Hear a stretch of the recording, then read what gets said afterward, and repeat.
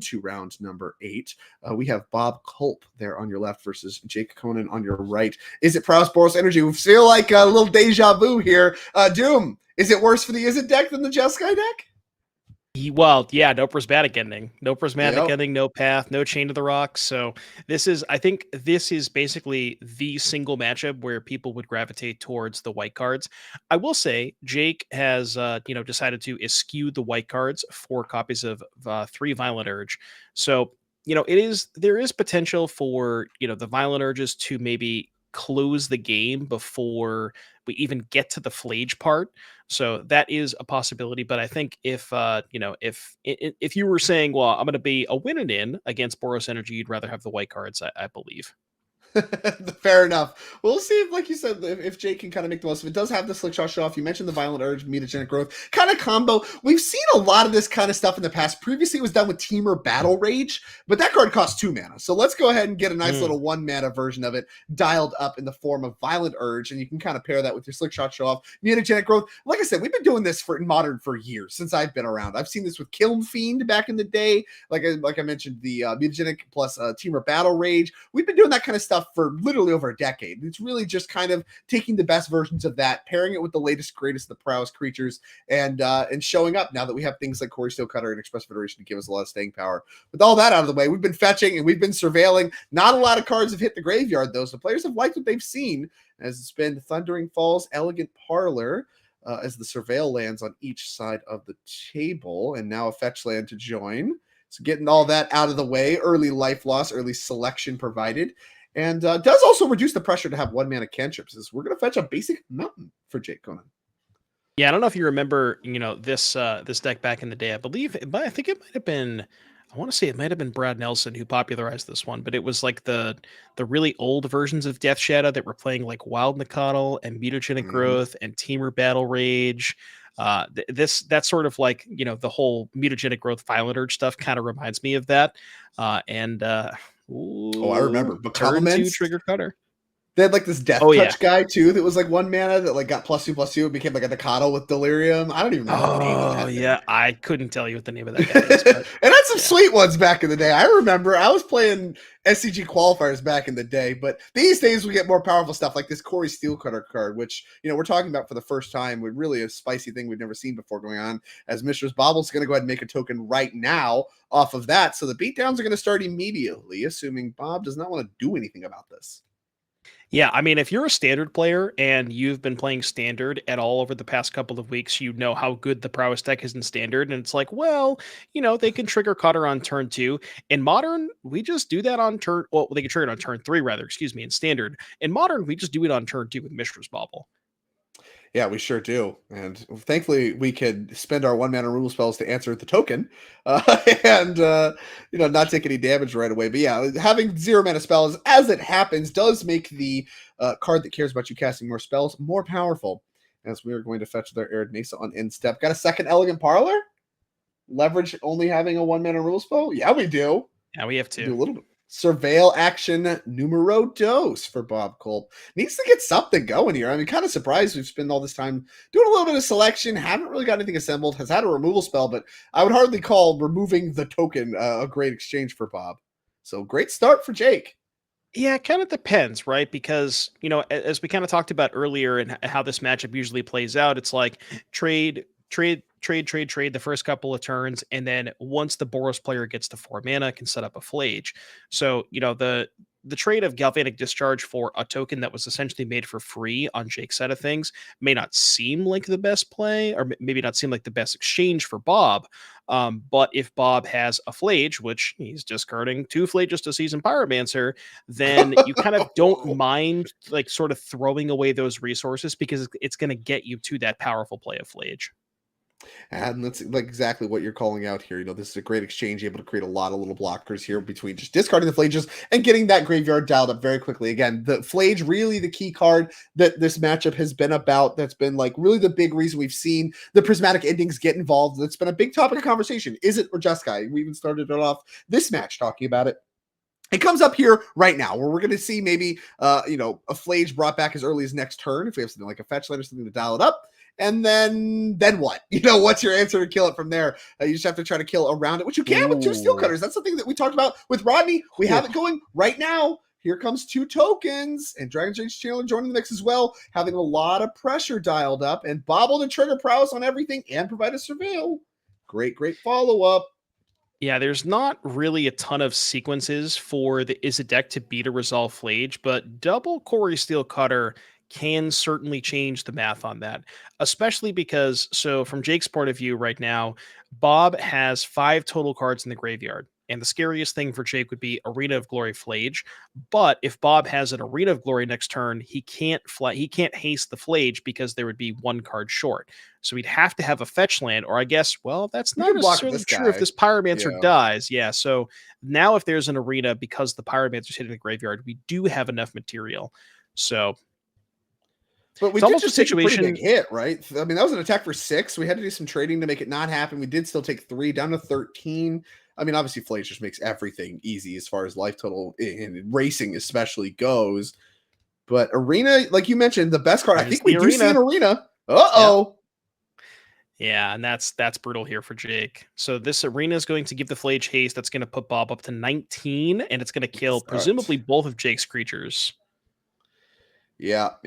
Here comes the doing the math. I think you have to get rid of everything. I don't think you get a Yeah, choice. we got to get rid of Yeah, everything. you have to just say it's all going away. But that sounds worth it to have a hasty Flage to me. And tapped out Jake can't do anything about it, even if he wanted to. Away goes the Dragon's Rage Channeler. Up 3 life goes Bob to 16. And he pointed to it's Jake, so and I nice. thought he Let's was do going it twice. upstairs for a second. That would be aggressive. Second one's going to take care of the token. Up to 19 goes Bob, and beatdowns for 7 coming across. So we do actually have a little 2-turn clock going as well. And that's really the power of Flage. That's the power of having Arena of Glory with Flage, even though it's exerted, all that stuff. We have a 2-turn clock, and it's not even clear that if Jake finds some nice gas off this expressive iteration, if we're even going to be able to catch back up. All right, here's the line. So Mishra's Bauble, make 2 tokens, Mutagenic Growth, Violent Urge. Is that enough? Is that enough? So Mishra's Bauble, like, they would be 2/2/2s. Growth, they would be 5. Urge would be 6. That's 18. I think it's still 1 short. Oh, brutal. We need a second Bauble. Yeah. Second Bauble will solve all our problems. All right, so we got Preordained. That makes the tokens. And those are both getting slammed to the bottom of the deck immediately. So Jake's had some good sequences, but like you mentioned, Arena Glory Flage is the nightmare scenario. That's what Bob was assembling, and it's not clear Jake's going to be able to have anything to do about that, as those Preordained cards went to the bottom, and he does not look happy at all with the draw off the Preordained. Yeah, I mean, it might have been possible for Jake if the arena was not there, if it was just an escape of Flage, kill one thing, have maybe the Flage back as a blocker. But the haste on it, being able to remove 2 things and get Bob a 6-point life buffer, makes it nearly impossible for Jake to cobble together lethal here outside of some crazy sequence. So we do have a land, which could represent Violent Urge. That's something that we were taking a look at before, but even that didn't look lethal, and just nothing else. Past the turn back, still, unexerted is the Arena of Glory, but still tapped. Back over to Bob we go. A lot of cards still in hand for Bob. So we talked about how great the sequence was. Bob's got more in the tank. He's not even done. He's got another Flage in hand. Another Flage. Why not? It's Flage, got them all down. Fable, Ocelot, right? I think is the holdings for Bob. It's not weak. So 3 pretty good cards. Can Jake even survive? Is there any sequence in which Jake survives? Well, he's not dead this turn. He does have 2 blockers. So even if Bob clears a blocker, you can either, you can jump block, you can take 7. I probably don't want to take 7. Although, funny thing for Jake is that 2 Flages got exiled, or no, was it 2 or 1? I think it was at least 1. 1 got exiled, yeah. Yeah, so Jake's seen 2, so, only 2 left. It looks like we're going to cast the 3rd one. And that will allow both blockers to be removed. Again, another 6-point life swing, and get Jake hit for 7, which ain't weak. I'd almost rather go to combat first, because if you go to combat first, you attack with both, deal 3 to 1. You give Jake the option to block. Maybe Jake's like, well, I can't block because I need the threats to be able to win. Then you just Flage Jake post combat. So I would be, I guess, pretty surprised to see Jake not block, and that maybe is the reason why we fired it off main phase. Although, if that's the case, why do we leave this token on defense? These things have trample. You Right. got to be attacking with that elemental. What are we doing? If your plan was to remove both, put them to 2. I understand 3 and 2 are close to the same thing, but what are we doing? Okay, I guess Ocelot Pride adds enough. As we do not 3, have 5, 8. So 10. the Yeah, token will be 9. One short, I believe. super relevant, I'd say. We got enough blockers now. Expressive iteration number 2. That's a great Good start if we're going card. to trade these things again. But I think we're pretty far out of Violent Urge matter. We need like 2 Violent Urges and 2 Mutagenics. Super easy. Can't even pay for 2. We'd have to find green mana, which I don't think we have. Okay, the Preordained from Exile makes the 2 creatures again. 2 Core Steel Cutters. I mean, keeping us in this game after all that is really, really impressive. I think we might be dead, but the fact that it's even a question is disturbing. I mean, this is kind of why I highlighted, this matchup being so bad is, Jake had turn 2 cutter, trigger it, turn 3 cutter, trigger both. And then the next 2 turns triggered both cutters. He made 2, 4, 7 tokens off of cutter, and the Flage just soloed every single one of those tokens by itself. Yeah, yes. Battles of some mistakes here. Well, maybe I don't know. Maybe these aren't mistakes. Maybe these are good for modern. And it certainly looks good for both of these players as they found their way to 6-1, but only one can make their way into top 8, I believe. So this is a clean win, and I believe the loser will be on the outside looking in. A lot on the line here. Game number 1 looks to be looking good here for Bob Culp sporting the NRG jacket. Appreciate that. Maybe if Jake had infinite mana, maybe we could do something, but without infinite mana, it seems pretty tough. Oh, I love this. My play group, we used to do the can you if you get Demonic Tutor for free and the Lotus, can you win? That was our question. Is like, Hmm.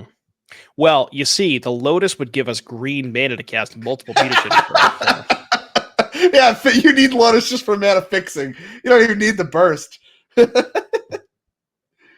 Okay.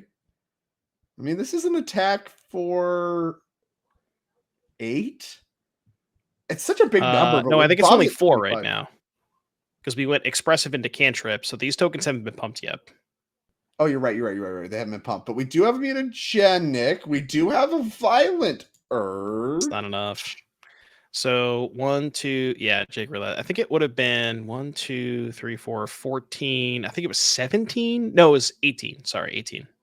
18. That's a big number. And still, Yeah. Bob at 25 means Bob is going to win this one. All that show just for Bob to get the win off the back of Flage. And that means, once again, to the sideboards we go. We're going to start, of course, with Jake Conan. Once again, we cannot show you deck lists. My deepest apologies. We will one day, again, find the technology to show deck lists. We don't have it now. And we may not have it for the rest of the event. And that will be my deepest apologies. But let's start with the Is It Prowess sideboard here for Jake. A little different than the Jeskai builds. We got 4 copies of Consigned to Memory, 1 Into the Floodmaw, 2 Meltdown, 1 Slick Shot Show Off, 2 Spell Pierce, 1 Surgical Extraction, and 4 Unholy Heat. So without white cards, how are we boarding to stop the Flage Menace? Well, we don't have the white cards, but we do have 4 copies of Unholy Heat, and I think that is the card that Jake is going to gravitate towards the most here because that's really the only card in his 75 that can answer a Flage in the battlefield. I do think I like the Surgical as well. It's a nice cheeky one of if Bob has a situation where Seasoned Pyromancer, discard a Flage early, or discard the Fable, cast it on turn 3, get it into the graveyard, Surgical those Flages out of there before they are able to get into play. And then the upside of that is you don't have to worry about them for the rest of the game, not even the second copy. So I like those 5. I don't. Oh, hey. Okay. Well, now we'll switch to Bob's deck. I like Heats. I like Surgical. Let's talk about Bob's deck. Yeah, all right. Let's go ahead and move to Bob's deck, which we did get up on the screen. We found it. We did it. I'm proud We of our did it. coverage. Sorry, I've been heckling them all day about this. So here we go. This Let's is take a look at moment. Bob's So. Yeah. We got 1 Blood Moon, 1 Celestial Purge, 2 copies of Deafening Silence, 1 Ghost Vacuum, 4 Molten Rain, 2 Orum's Chant, 1 Showdown of the Skulls, 2 Wear Tears, and 1 Wrath of the Skies. What do you like against the Is It build of the Prowess deck? So Celestial Purge here for Bob. That one we saw come in the last match, the last time we watched this matchup. So I think that one is quite good. The Deafening Silences as well. So those for sure. Orb's Chance kind of a weird one where it has some interesting utilities. Like if they're going wide with a cutter, you can, Orb's Chant to prevent the battle phase. You can Orim's Chant in response to an expressive iteration to make it so they can't cast the second spell off of it. Some weird corner case things. Depending on whether or not Bob has enough stuff to cut, I could see them coming in, but definitely the silences and the Celestial Purge for sure. Yeah, it makes sense. I mean, that's really how we've seen. We've been so fortunate to watch this matchup many times. We've actually been able to see a lot of the sideboarding stuff going on, and like the purges, the silence. We've seen a lot of that stuff going on. Little less on the other stuff, but we'll see. I mean, to each their own. And Bob may have a very different strategy from what we've seen before. It looks like we're still shuffling up. So we actually, since we do, Bryce has saved us. Shout out to production, and we are able to show the deck list. Let's go ahead and show the full deck list of the Is It Prowess deck. We were talking about just a couple quick things to highlight. I mentioned the 4 Mutagenic Growth, 3 copies of Violet Urge in the main deck. Some other things to look at is 3 Slick Shot Show Off. We see some people kind of eschew that whole package in favor of some more 1-drops and some other stuff like that. Here we are supporting that entire, we'll call it a combo, right? Where you get your Show Off, you Mutagenic it gets big, then you Violent Outburst it. Violent Outburst. I went to go Violent Outburst. Jeez, Violent Outburst. Oh, yeah, can't do that one. You can't play that card. Violent Urge. Look at Urge and an Outburst, like the same thing. Why do they do so wildly different things? One of these makes rhinos for some reason. The other one gives you double strike. I just want to make rhinos again. That's all. No, you don't. No, come on. We're done with that. I mean, I do. But they would do a good job. We're still cutter tokens, I guess. One card that I wanted to just kind of have a quick chat about that we haven't seen a ton of today, that is in Bob's deck list and happens to be from Turkey or Dragonstorm, and that's Voice of Victory. I believe we saw it on camera in one of the early rounds, or well, we didn't see it. Everybody else saw it. We weren't here, but what I like about that, it just does a lot of cool things. The Mobilize 2 synergizes with Guide of Souls. The tokens with Ocelot Pride, you can stack the triggers to resolve the Pride, copying the tokens before you sacrifice the tokens to the Voice. It lets you. It's good with Goblin Bombardment. You can sacrifice the tokens to Bombardment before they die in the end phase. The can't cast spells during your turn is pretty cool in a lot of spots, like against the counterspell heavy decks. It just does a lot of stuff, and I'm very happy to see more Boros Energy players put this card into their deck.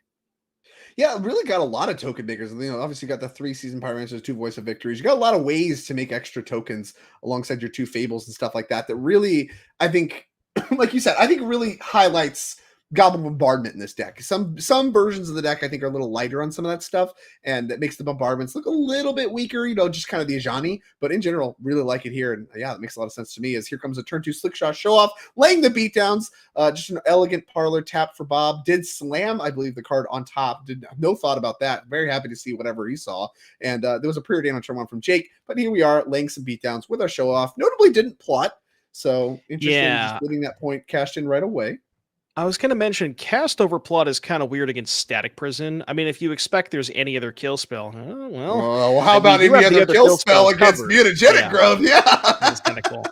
Yeah, Mutagenic Growth doesn't cover you against Static Prison, but I mean, if Bob doesn't have a prison, it is only kill spells is red, then that growth is going to be able to let Jake untap with that Slick Shot. So interesting decision. Maybe it's possible that signifies to me that Jake's hand is weak enough to where he just values that 1 damage over basically anything else. So interesting decision point. And no other threats, maybe that could be part of the equation. Yeah. Like if we had a Corey Steel Cutter, I think it's no question because free spell really to trigger that, and then you can let anything else make prowess, that kind of stuff.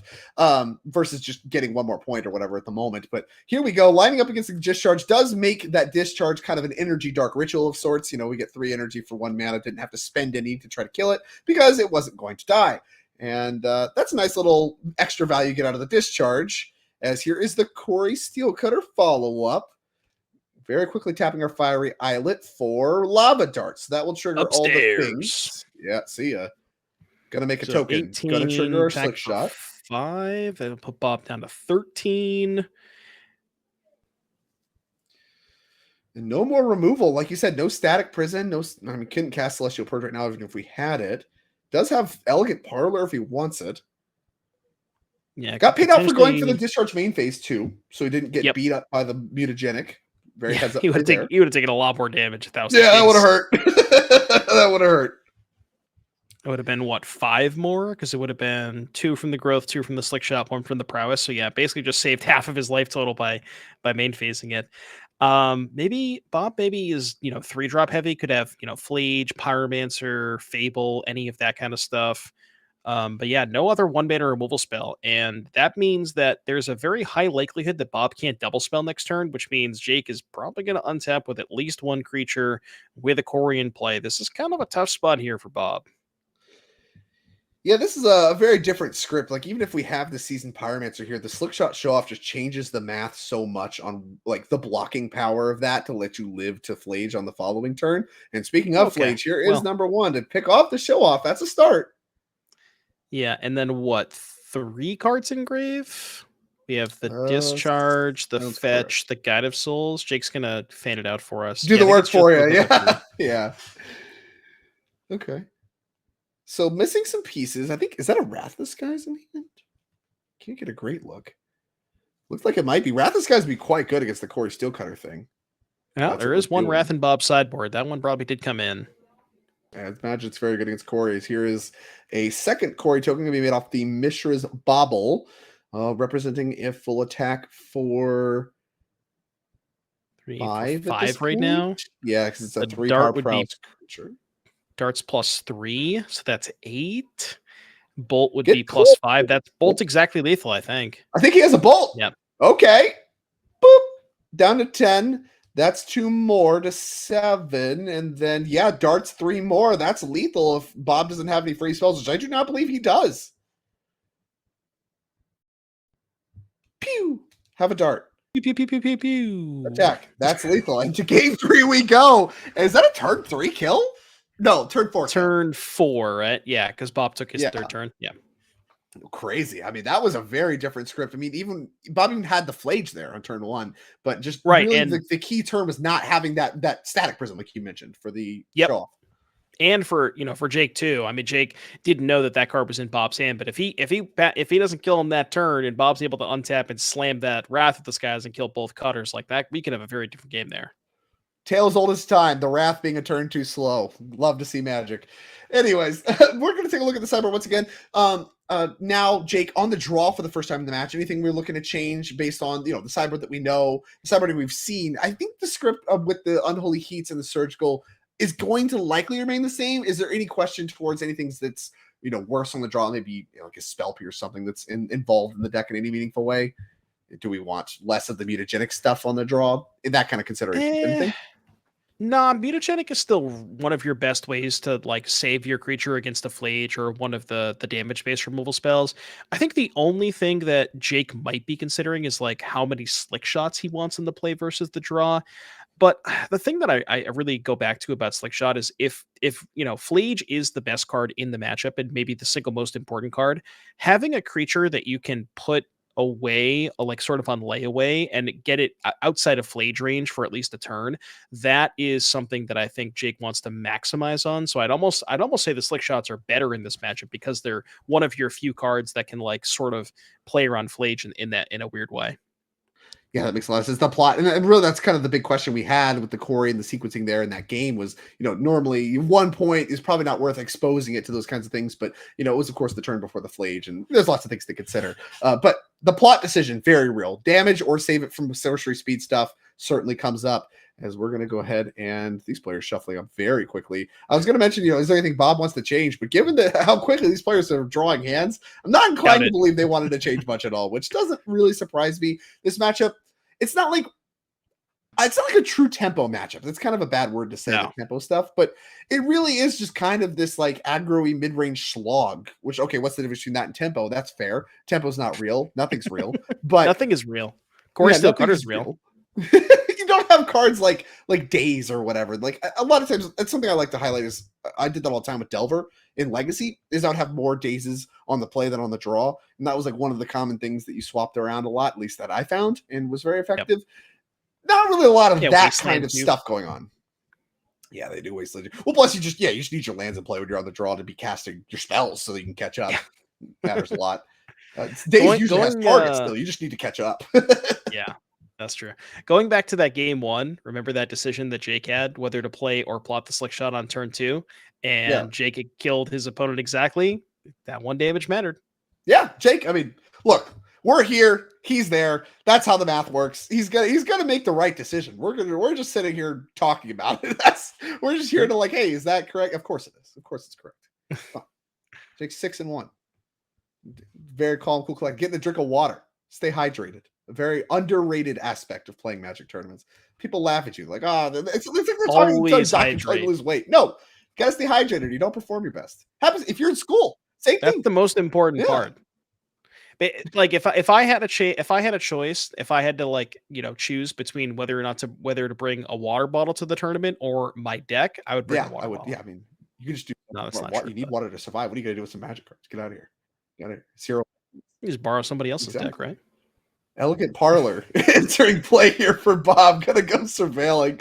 And not a lot of action on turn one from either of these decks. It continues to surprise me. Like, I understand the surveil lands are there for a reason, but really surprised to see no turn one play, no preordains, nothing there from Jake. I mean, really speaks to maybe a lot of rolled up, mutagenic growth stuff, maybe. Could also speak to some 2-drops, Core Steel Cutters and the like. Just want to hold all your spells for that. A lot of times you don't have to cast your cantrips when you have them just because you have them, because you're going to want to save them as a spell for Core Steel Cutter or whatever. Yeah, for Interesting. example, if Jake's hand is like, a couple of twos and maybe one cantrip, maybe it's possible like he wants to save the cantrip until turn three to double spell with Cutter. It could also just be, a couple unholy heats because there were four of those in the sideboard, assuming all of them came in. So, could be reactive, could be a lot of twos, like you said, growth and stuff like that. So, and Bombardment on turn 2. yeah, neither player really having the start they're looking for here. Yeah, not a lot going on for sure. I'll tell you, I've seen a lot of this from the energy deck when it comes to matchups where you don't feel like you're the beatdown, where you don't feel like you're the aggressor. Just kind of Yeah. deploying bombardment first, even if you have other plays. In order, obviously, it enables the Ajani trick. We know that very well. But also, just if you have other stuff, it just makes all of their removal bad. So if you expect to do this like back and forth exchange game in any meaningful way, and you're going to end up at parity, just getting more out of each creature you play that gets removed ends up kind of being enough a lot of the time that it really swings things. And a lot of times you see these energy decks take this kind of posture in matchups where they're not really in a rush to get the game over with. Yeah, and with no one drop here from Jake's side of things, Bob has a little bit more time on the play, so can sort of use this turn to maybe develop a little bit, as opposed to needing to react to Jake's 1 mana card. Now Jake in the tank here, you got to imagine, like you mentioned, if there's no one drop, there's got to be a lot of options here on turn two. Maybe thinking about Cutter, plotting Slick Shot. Usually, if you have both available, you'd want to plot the Slick Shot here first, so then you can go turn three, play the Cutter, play the Slick Shot for free, and then kind of go from there. The Cutter also, if Bob has Flage in hand, the Cutter is your way to sort of I guess time walk Bob, or don't give him a lot of value off of that Flage. And yeah, you called it out. I'm going to go ahead and go for that plot. So that could signal some stuff here to Bob. Like, hey, for last game, Jake very intentionally went for that extra point, got straight lethal Exaxes out of it in the very critical turn. And now going for the plot, it represents a meaningful decision. So I would, if you're in Bob's seat, you have to be expecting something like a Corey Steel Cutter, but also, like you mentioned, it makes your turn 3 Flage kind of bad. Like, you don't really want to play your Flage right now if you have it, right? There's nothing to target. Yeah, and it's probably something to do with play draw too, because Jake was in the play last game when he played Slick Shot on turn two. Bob only had one land in play, so there wasn't a threat of the Flage coming down on the following turn. But now with Jake on the draw, Jake's like, well, I don't want to play the Slick Shot into Bob's 3 mana. I'm just going to plot it and then sort of overload, maybe deploy 3 threats next turn, and then say, okay, well, if you're going to wait a turn on the Flage, I'm going to give you 3 targets for it, so that even if I get Flaged on the next turn, I'm still going to untap with threats regardless. Now, something that does complicate things quite a bit is this Ajani being able, we mentioned the Ajani trick. Here it is, available to Bob if he wants it. So he can sacrifice this token right now to the Goblin Bombardment to flip Ajani and then start making tokens that way. You have that thing running. And of course, that produces whatever, more damage over time and does all that stuff that we know very well, but chooses not to. Now, what it will also represent, and maybe a good reason to wait, is with Flage in play, plus the bombardment, plus the Ajani stuff, you actually have a lot of damage to throw around. So you mentioned only giving, like, overloading the Flage. This would maybe make that very difficult, because now you're trying to overload the Flage and the Johnny and Bombardment, and that's just way more difficult to do. Here is the Corey Steel Cutter that you called out. Yeah, and the other awkward part about flipping the Ajani Bane phase for Bob is if Bob doesn't have a 1 mana kill spell, then the Slick Shot is almost 100% going to be able to take care of that Ajani next turn. And this is, this is another one of those things where, Bob had theoretically a good opportunity to go, okay, sack my thing, flip a Johnny, kill your creature, but Jake just didn't present a creature on turn 2. It just, and that's why this prowess deck is so good. It's very fast when it needs to be, has the ability to put a bunch of threats, but also against these like sorcery speed removal, just it makes your opponent's removal like kind of line up pretty awkwardly sometimes. Yeah, and I think that's really the goal. And I think Bob's done a great job, like I said, with his posturing so far. Now, here's really the test. Here is, kind of exactly really the predicted. This has been very telegraphed. We've been talking about this for 2-3 turns at this point. Is, hey, based on no turn 1 play, got to be overloaded on 2s. Okay, if you're overloaded on 2s, what do you do first? Okay, you plot Slick Shot. Okay, so now it's screaming that there's going to be a turn 3 Corey Steel Cutter. So you've had turns to think about this and plan for it. And Bob, still seems a little unsure in this spot. Or he And could just be really doing some critical math here. Got a glimpse of the front of Jake's hand. It looks like there was a preordain there, so deciding to not play the preordain and just hold up. My guess would probably be Unholy Heat. Yeah, one Because mana remember, removal. given that there was nothing on turn 1, we expected there to be a little bit more reactive cards in Jake's side of things. So, and that means if Bob does go for the Sakajani flip line, then the Heat could take care of the Ajani before it actually gets to flip. And that was the decision for Bob too, right? It's like if you flip the Ajani main phase, that plays around a kill spell, but then you're opening up the Ajani to just get killed by the Slick Shot. Right. Gonna go ahead and use a Galvanic Discharge on the Slick Shot.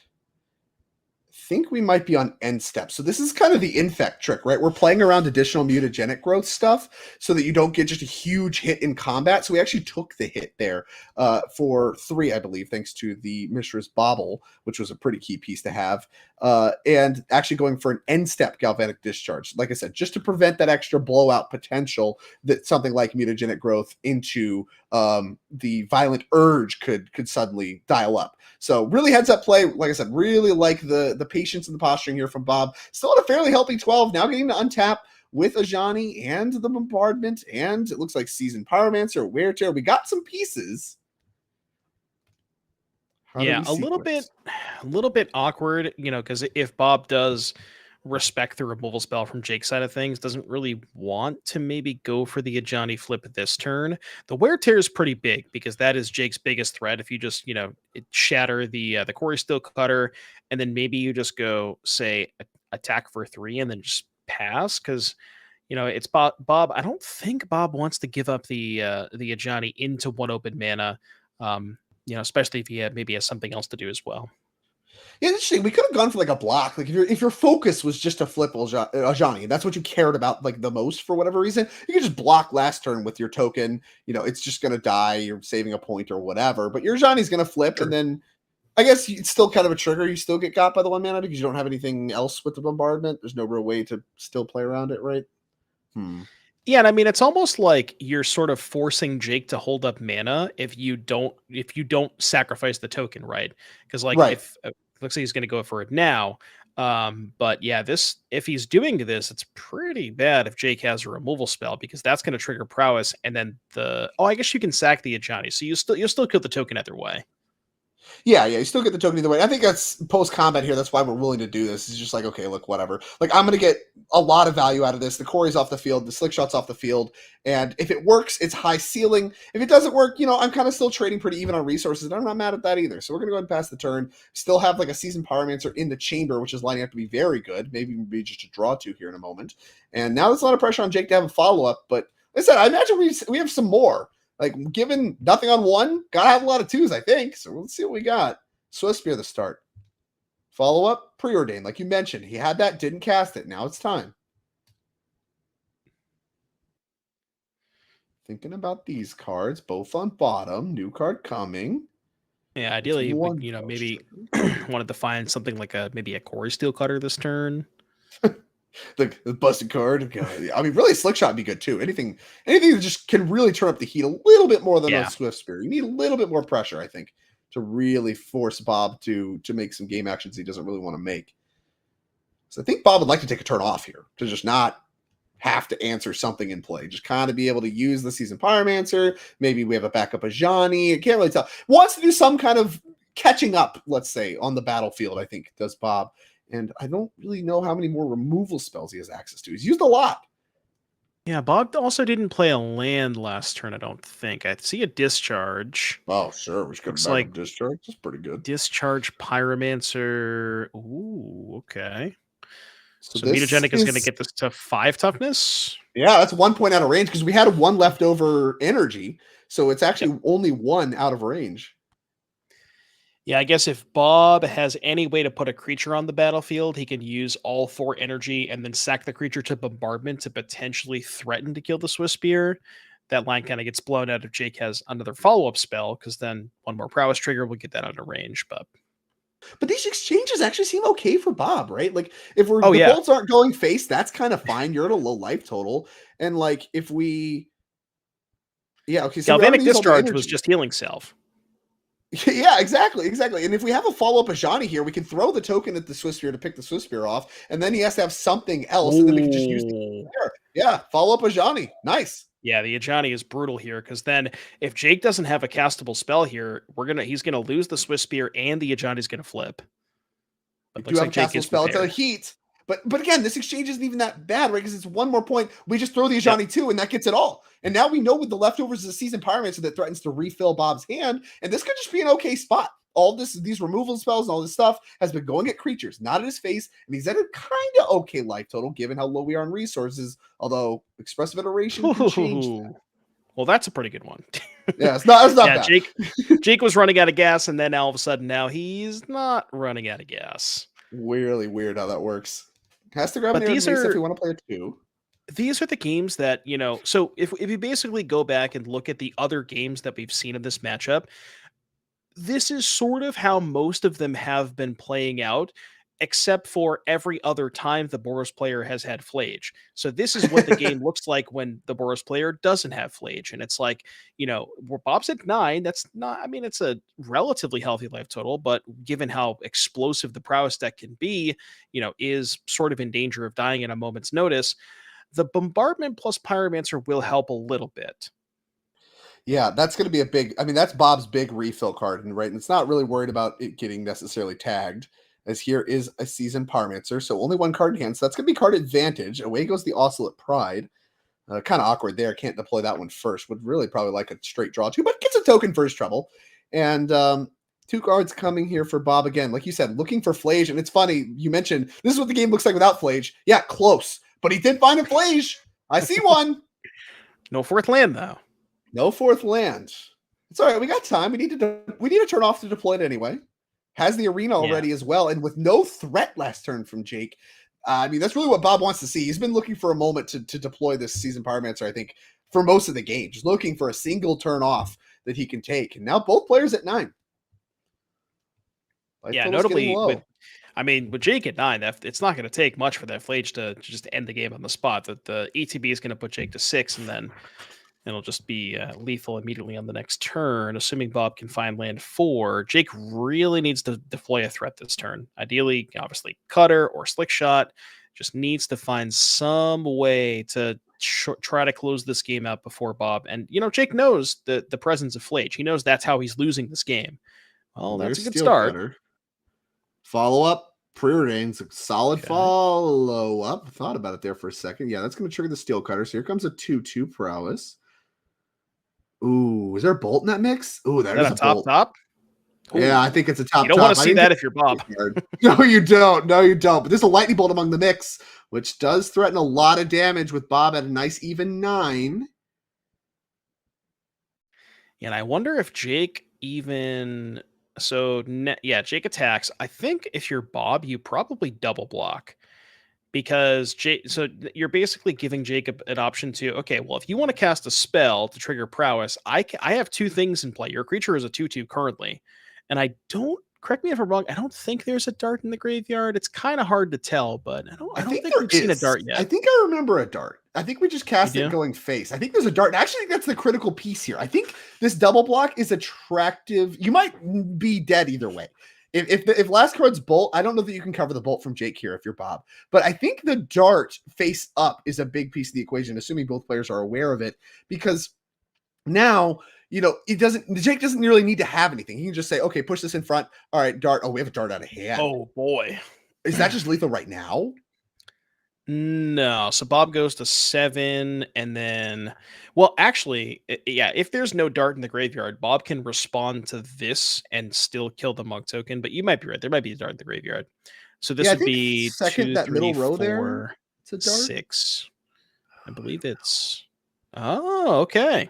So there is none. Wait, how does that even math? It's a 1/1 plus 1/1 plus 1 plus preordain. It was already a 3/3. That dart should have made it a 4/4.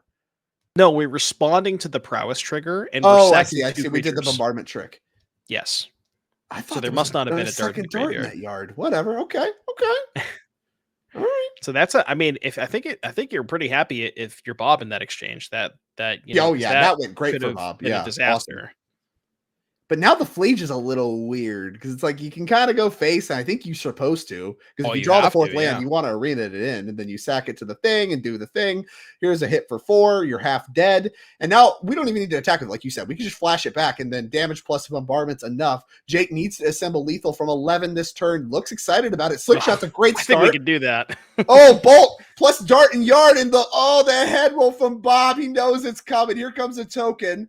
That's +2, so we 11 got to 3 down 8, to 8. 5, 6. I think it's 9. Yeah, I think he has one. I think he has one over. Dart down to 5, 7 6, represents 7, 3 8. more damage. Yep. Should be enough. And that's the handshake. And there it is. Assembled lethal. Didn't have a land. Had a Wrath of Skies again. This is the second game in a row Bob's died with Wrath of Skies in his hand. Awkward card for him here in this matchup. Didn't even have a second white that game because he had Mountain Arena of Glory, so he couldn't even cast it there. Kind of an awkward piece of the mana base going on. But you mentioned this matchup way worse. Flage, no cover. Well, what if they just never draw Flage? Then what? Yeah.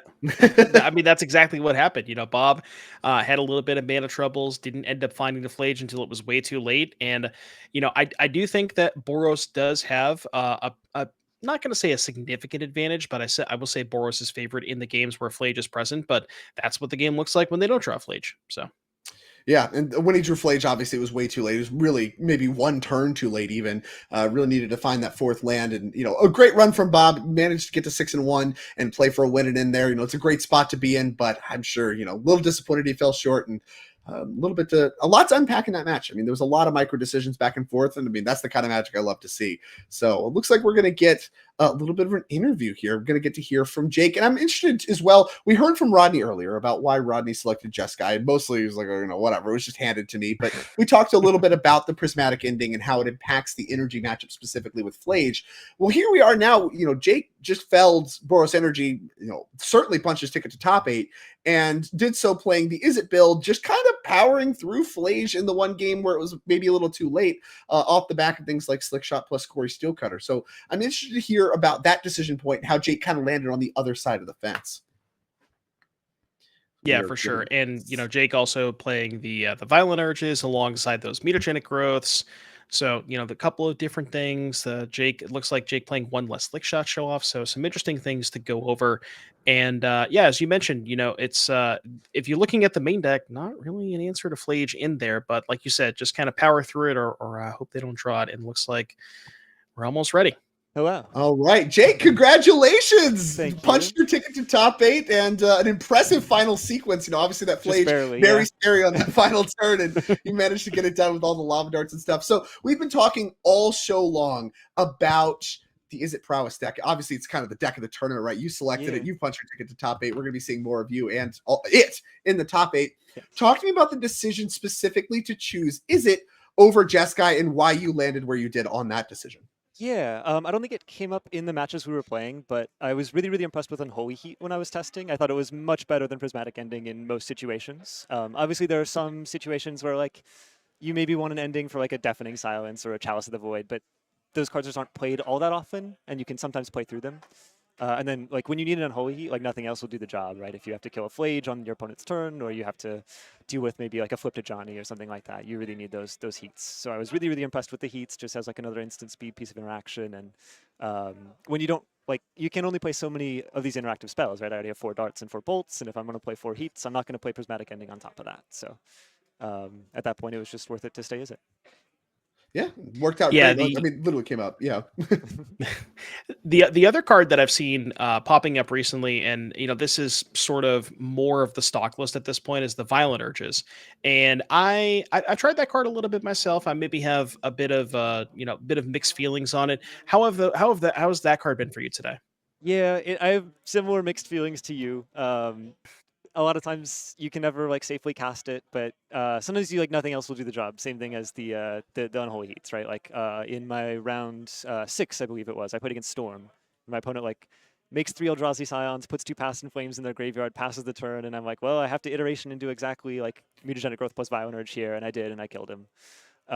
So like you need to, I don't know, it just, there's a lot of combo decks in Modern right now, and like I'm happy to board them out pretty liberally, but you have a lot of card selection to like find it when you need, and it's another card that you can just use to swing races that you would basically steal games you would otherwise have no business winning. Yeah, that makes a lot of sense. And I was mentioning during the broadcast, we've seen that kind of thing with like Bacallum Bench Team or Battle Rage, even just Mutagenic Growth Team or Battle Rage. Through history, we've seen these kinds of things. And now Violent Urge, able to get it done for 1 mana, a big deal, but there's some conditions. And like you said, obviously it does add some extra risk. So do you board in and out? Talk to me about the Mutagenic Growth plus Violent Urge. Do you just board out the Violent Urge to keep Mutagenic Growths? Does it depend on the matchup? Or do you kind of view those as a package? Because I've seen them as a package throughout history. So here's your thought. I definitely see them as mostly a package, but because we're like a Dragon's Rage channel or preordained expressive iteration Mishra's Bubble deck, we see a lot of cards. So whenever I'm sideboarding, I always leave like at least 1 copy of each, because you never know if you're going to need one, right? Sure. Except for maybe against like Black-White or like the really solitude heavy decks. Maybe I'll take them all out. But usually it's like trim a couple of each, maybe leave a couple of each in, or like, 1 of each, something like that. Usually I'm not like boarding out all the urges, leaving in all the growths, or vice versa. Usually you treat them as kind of like a package, like you said. So. Well, that makes a lot of sense to me. Jake, congratulations. Do you have any final shout outs? I know you got to get ready for top 8. I don't want to take too much of your time. Any final shout outs? I mean, thanks to, I've been testing with a bunch of the Minneapolis gang, PO, Harrison, all these people who you've seen on coverage a lot too. They've been helping me out a lot over the past few months to get a lot better. And I've been here a few times now, so it's been working out. So I appreciate, look at you now. Yeah. Congratulations. We'll be seeing more of you here very shortly. And so, go do what you need to do to get ready. And we have to do our end to get ready for the top 8 as well. Good luck. Thanks. All right. Well, that's it, I believe. I think that's it for our round number 8. So we are going to end up taking a very, very short break. And then when we come back, it will be elimination round time. These players are going to play for their chance. Obviously, they have win-and-ins in top 8 into the regional championship. It's winning an RCQ is the first round of top 8. But after that, we start to narrow down to crowning a champion, and through the champion goes all the spoils, which we will talk about again after a very short break. Don't go anywhere. We'll be back with our 10K Modern Showdown and our top 8 very shortly.